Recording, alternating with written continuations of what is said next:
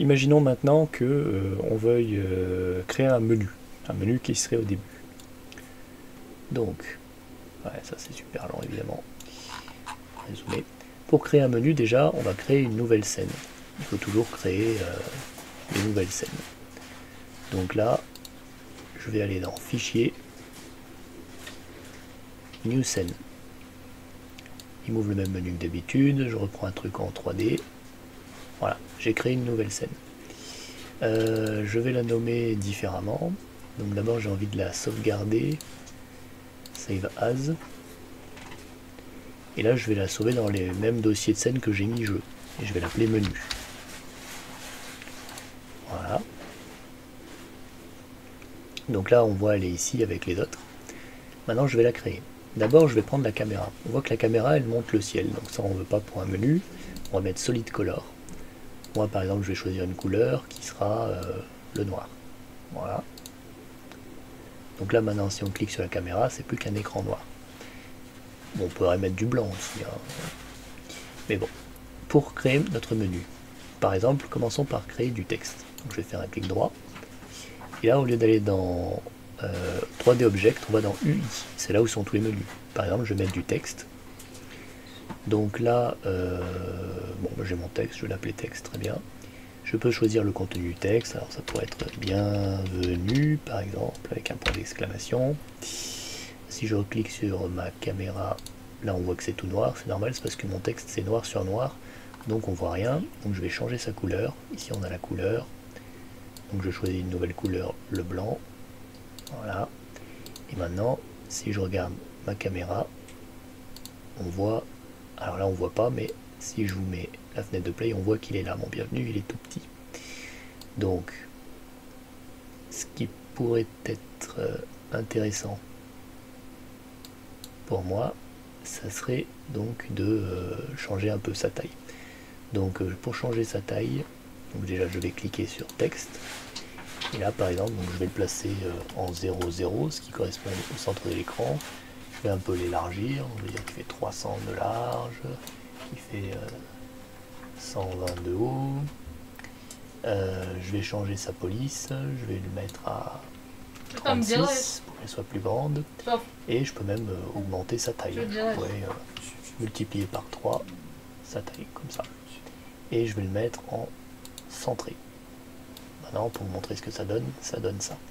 Je voudrais le monter un peu plus haut, alors je vais augmenter sa position Y, je vais la mettre à 100.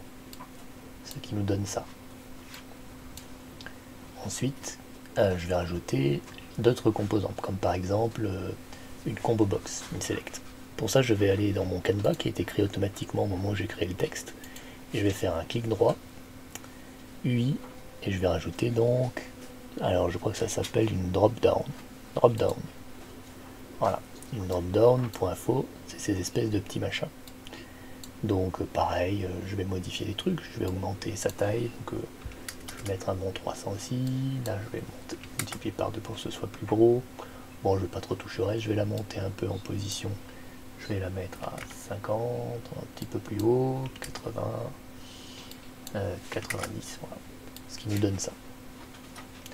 Ensuite, je peux éditer aussi ces options. Donc, par exemple, donc là, je suis là, j'ai ma petite scroll bar, je descends, et là, on a ces options. Je peux en ajouter ou en supprimer. Par exemple, la première, je vais l'appeler mode facile. Deuxième, je vais l'appeler mode moyen. Et la troisième, je vais l'appeler mode difficile.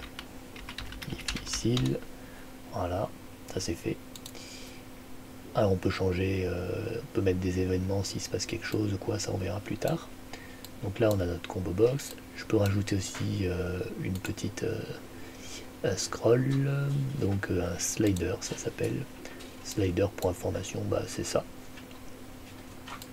Je vais le laisser tel quel et je vais rajouter aussi du texte pour prendre du texte. Donc par exemple, donc dans UI, et ça s'appellera une input field. Input field, donc je vais m'empresser de déplacer. Je vais augmenter sa taille déjà.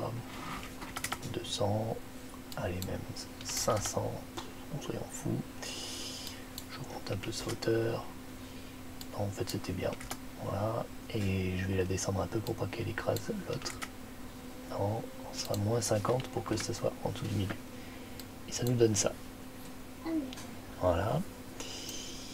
J'ai rien d'autre à dire sur elle. Maintenant je voudrais ajouter des boutons. Parce que c'est quand même les boutons qui nous intéressent le plus. Donc je vais faire clic droit, UI, et je vais rajouter des boutons. Donc là il doit y avoir un truc qui s'appelle button. Voilà. Je vais rajouter un par exemple. Le premier je vais l'appeler test. Voilà. Alors je vais le modifier, pareil, je vais le laisser à la même taille, je m'en fous. Je vais le descendre par contre pour qu'il embête personne. Je vais le mettre à moins 80, non ça fait pas assez, on va dire moins 100. Moins 100. Voilà, je vais le mettre un peu sur le côté, donc vers la gauche, donc je vais le mettre à moins 100 aussi. Bref, bof, plutôt à moins 300. Voilà. Je vais changer le texte à l'intérieur, qui est écrit, faut le trouver, faut s'accrocher. Ah, en fait, regardez, dans le bouton test, si je clique là, il y a un truc qui s'appelle texte. Donc c'est là que je peux le changer. Et là, je vais l'appeler test pour que ça apparaisse comme test. Pareil, je pourrais changer sa police, sa couleur, tout ça. Le bouton, là, il y a des trucs d'édition. On peut changer sa couleur en fonction si le curseur est dessus, pas dessus, etc. Bon, on n'a pas besoin de toucher. Voilà, donc il apparaît là. Ensuite, je vais créer un autre bouton. UI. Bouton. Et donc lui, je vais l'appeler Play. Il sera chargé de nous envoyer sur le début du jeu. Alors là, je sauvegarde ma scène. CTRL S. Play, c'est pareil. Je vais changer le texte qui est dedans. Et je vais écrire Play. Voilà. Play, par contre... Ouais, donc il faut que je le déplace lui aussi. Donc l'autre, je l'avais mis à moins 100, moins 300. Donc lui, je vais le mettre à moins 100, 300 par exemple. Tiens, je vois plus rien. Est-ce que j'ai fait... Ah mais non, je me suis trompé. Lui, il faut surtout pas le toucher, c'est le texte, c'est Play qu'il faut modifier. Donc moins... Alors lui c'est 300 et lui c'est moins 100. Voilà, on obtient ça.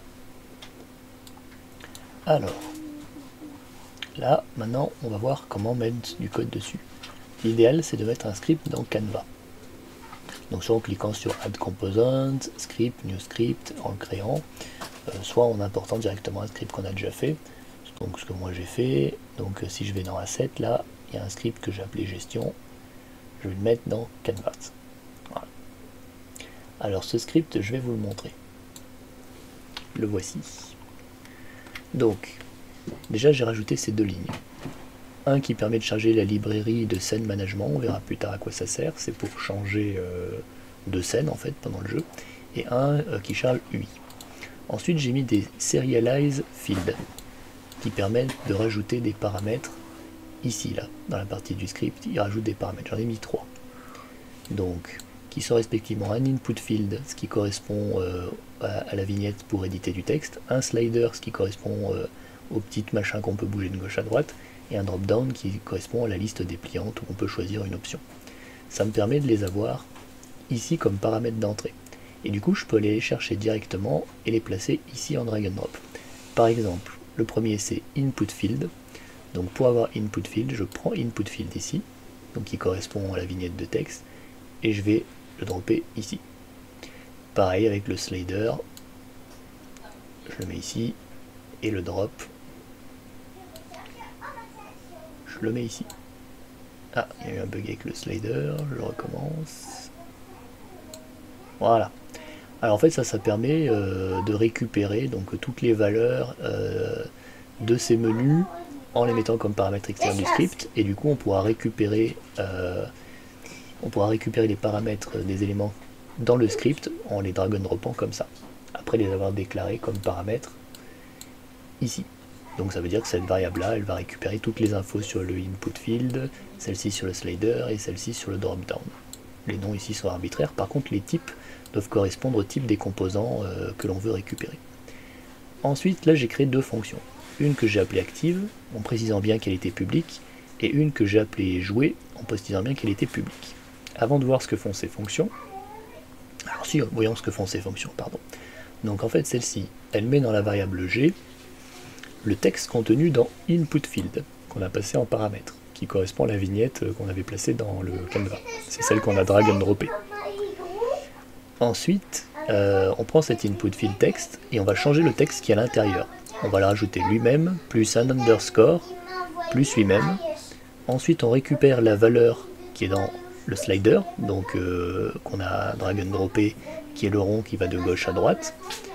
Ensuite, on remet la valeur qu'on a mis dans G, donc de l'input field, et après on rajoute le drop, la valeur du drop, donc c'est la liste dépliante. C'est la liste dépliante que on a drag and droppé aussi. Donc en fait, en gros, ça va tout écrire dans l'input field, ça nous permet de tester qu'on a bien récupéré les données. Comment j'ai su que là c'était texte, value et value? En fait, on peut le voir, par exemple, si on va dans le slider, on voit ici qu'il y a une variable qui s'appelle value.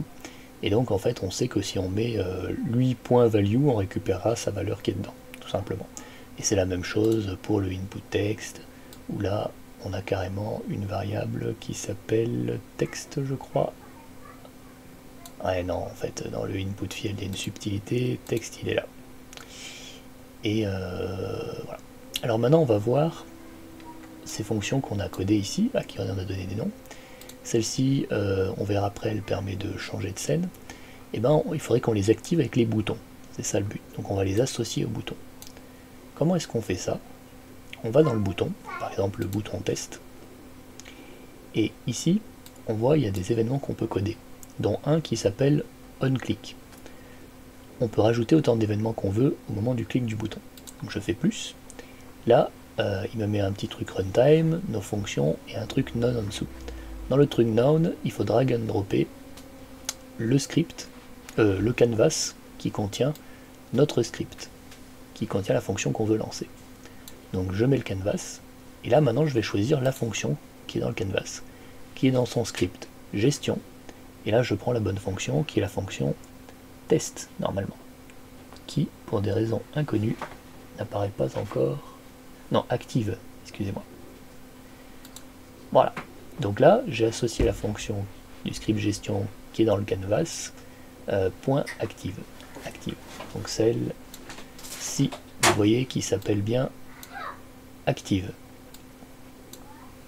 Je peux faire la même chose avec l'autre bouton, donc là en allant dans play, plus, je resélectionne mon canvas, je le drag and drop dans none, et je vais chercher la fonction dans gestion, qui est le nom du script, que j'ai mis dans canvas, et jouer la fonction.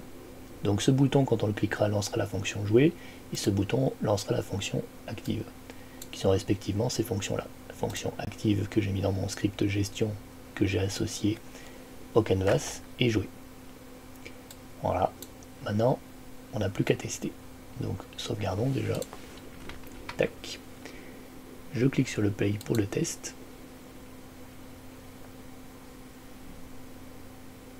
Je ne sais pas s'il m'a détecté. Je clique sur le play, voilà. Et là on est face à notre menu. Donc je peux changer le niveau, je peux bouger la scroll, donc là c'est 0, là c'est 1, hein, tout simplement. Je peux écrire du texte. Et ensuite je peux cliquer sur test pour lancer la fonction. Et là on voit bien qu'il me met bien lui, underscore lui-même, 0,7 qui est la valeur de cette scroll, encore lui-même, et 1 qui est le numéro de la section. Lui c'est 0, lui c'est 1, lui c'est 2, etc. D'ailleurs si je mets celui-ci à la place, si là je remplace par DD, que je refais test, voilà, ça finit bien par 2, là on a 0,7, si je mets là celui-là ça va faire 0, alors ouais, au mieux effacer parce qu'il reprend à chaque fois, voilà, et là il est bien à 0. Et là il serait à 0,1 quoi. Voilà, 0,07. Voilà. Alors par contre si je clique sur play, là on voit qu'il ne se passe rien. C'est parce que pour les scènes, il y a une petite subtilité. Donc déjà, je vais quitter ça. Donc en fait, là ce que je lui demande, c'est de quitter la scène du menu pour lancer la scène de jeu que j'avais préalablement développée. Mais il n'arrive pas à la trouver. Alors pour ce faire, Là, je vérifie que j'ai bien sauvegardé ma scène, on fait un CTRL S. Maintenant, je vais aller dans mes scènes, donc là j'ai la scène de menu que j'ai créée, et j'ai une scène de jeu que j'avais créée préalablement. J'ouvre la scène de jeu, et là, je fais un clic droit sur la scène de menu, et je cherche un truc qui s'appelle Open Scene Additive. Je clique dessus. Alors là, ça fout un peu le bordel. Si on regarde, en fait, il m'a ouvert les deux en même temps. Ce que je ne veux pas. Donc, menu, je clique droit dessus, et je dis Unload Scene. Du coup, elle est plus loadée. Donc maintenant, ce que je voudrais, c'est que ce soit jeu qui démarre et pas l'autre. Alors je me suis trompé, du coup je reload la scène de menu, et c'est jeu que je vais unloader. Voilà, du coup c'est menu la scène principale, et jeu il est bien présent ici, et il est bien connu. Donc maintenant, je peux lancer mon jeu, il va démarrer avec le menu, qui est la seule chargée, et quand ma fonction, qui est ici, scène manager.load, jeu sera activé, et ben il fermera menu et il ouvrira jeu. Testons. On lance. On est dans notre menu. Alors bon, si on veut, on peut jouer avec le test. Et on clique sur Play. Et là, il nous a renvoyé vers le jeu. Le jeu, et puis là, bah, je peux m'amuser avec ce fameux jeu. Et voilà, c'est tout.